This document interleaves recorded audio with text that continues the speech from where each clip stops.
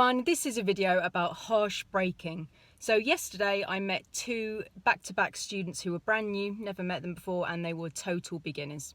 So it happens all the time that obviously when somebody's learning the controls of the car, the brake is a little bit of a shock. So is the accelerator actually. People are always like, wow, it's so powerful. You know, the rev counter goes right up when they just touch it a tiny little bit.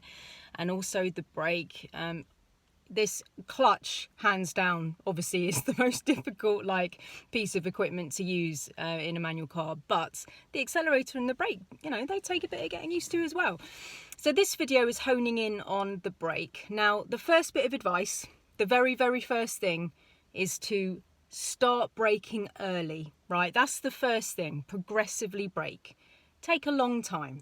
You don't want to come up to a traffic jam and brake at the last minute. Your passengers are going to freak out, yeah, for one thing. But also, it's not going to be like a gradual, beautiful stop, and you're often going to come to a stop like that at the end. So my first bit of advice is to progressively brake, So that means that we need to come off the gas, which is your first point of slowing down.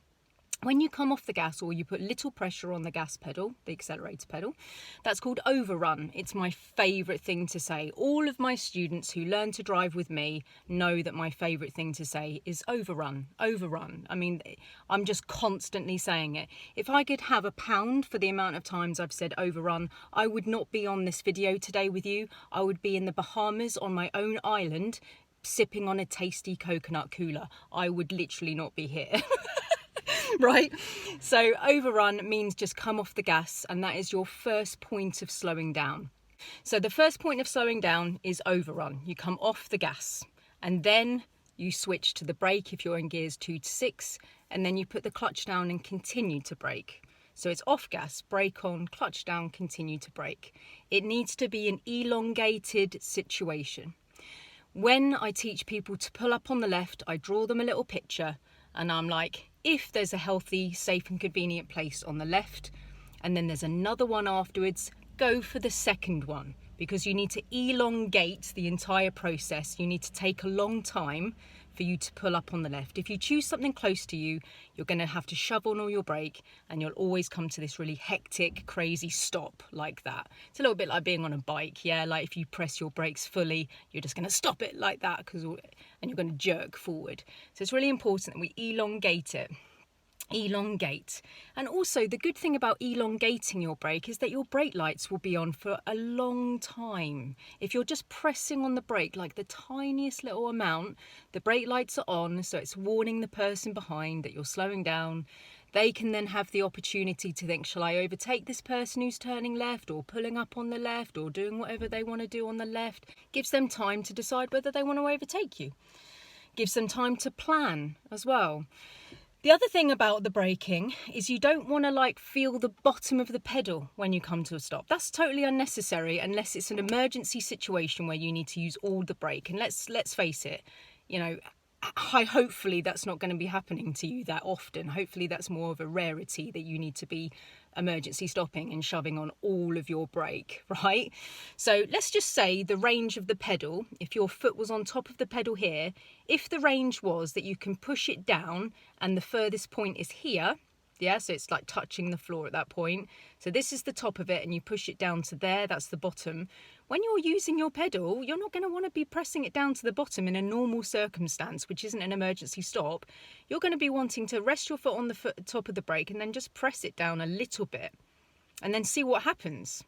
See what happens to the speed of the car, and then add a little bit more.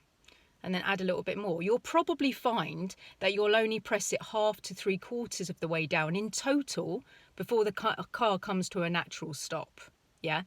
And then when you come to actually stopping the car, right at the very bottom, say for instance you pressed it 3/4, then at the very end you'd lift it up slightly to the halfway point. So you actually relax off the brake a smidge. I don't mean come off the brake, please don't misunderstand me, because that way you go forward again, yeah, because you'd still have momentum left in the car.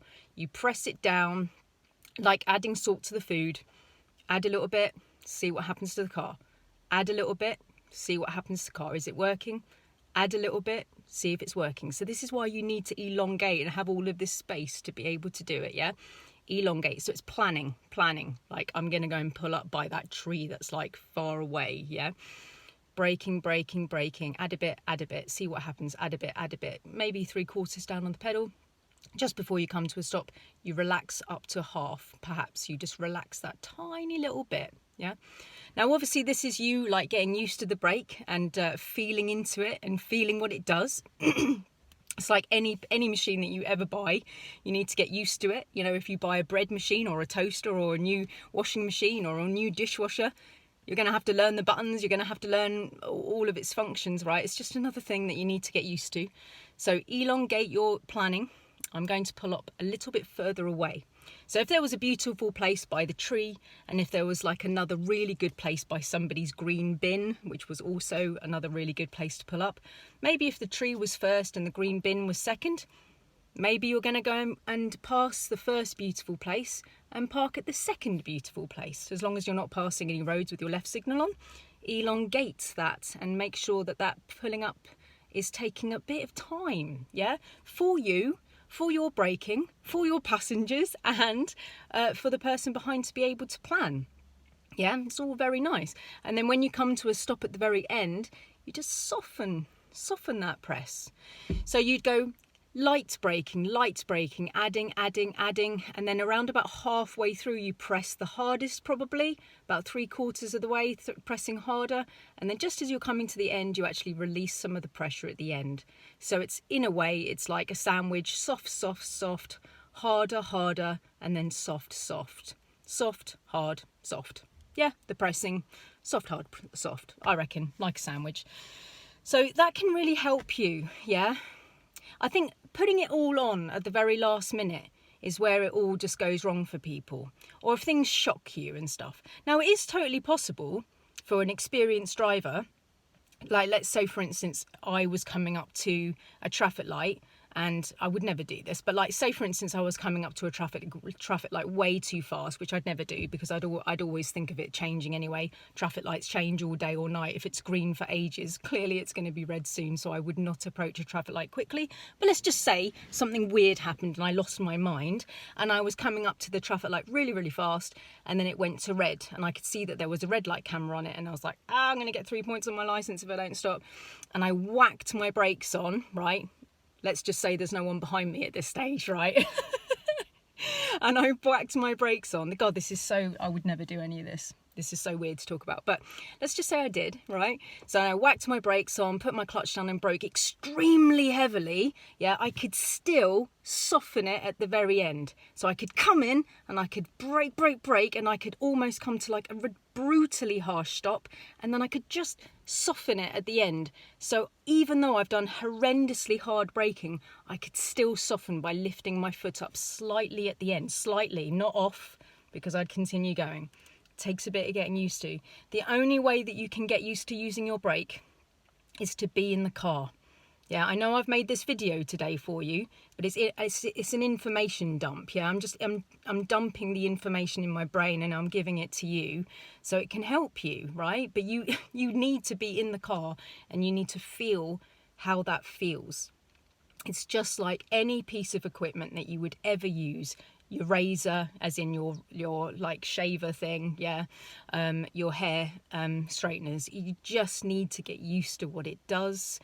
Every car is going to have a different feel to the brakes. If the brakes are old, if the brakes are new, you're going to need to like have all of that in your head as well.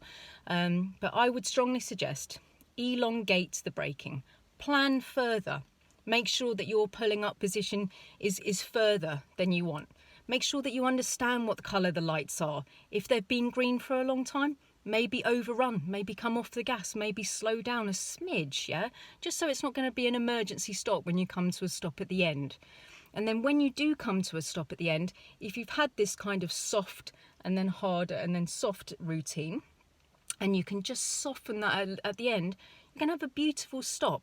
Yeah. All right, guys, I really hope that helps you. A little bit of information for you, but you do need to get into your instructor's car or your accompanying driver's car or your car or whatever, and you need to go and practice in a safe place and get that braking nice. Lots of students, if they don't get it, they really think, oh, I really hate my braking. I really hate my braking. It's a little bit like stalling. People start to analyse their drive and they're like, I really hate the way that I brake. And it's just that you need to elongate and plan so you can brake earlier. Yeah, I understand that sometimes you need to emergency stop and that's the situation. But if we're doing it with planning and we're doing everything properly, then hopefully we can just elongate everything and we can have a light early braking that goes into stronger and then lighter. All right, guys, so that's what I've got for you today. I shall see you on the next one. Okay, so I'm soon going to be pulling up on the left. I want to choose somewhere that's quite far away so that I can plan really well and I don't have to do everything last minute. So I'm going to pull up before the red van. So it's mirrors to the left, past the junction, signal to the left, off gas, braking, braking, braking, braking, clutch down, braking, braking, heaviest brake, release the brake gently and pausing now. Handbrake, neutral, signal. And then I can then think about pulling away again. Okay, so I'm going to have another go at this now, so I'm just pulling away. So I'm going to plan to do a pull-up that's quite far away again, so I've got more time to think.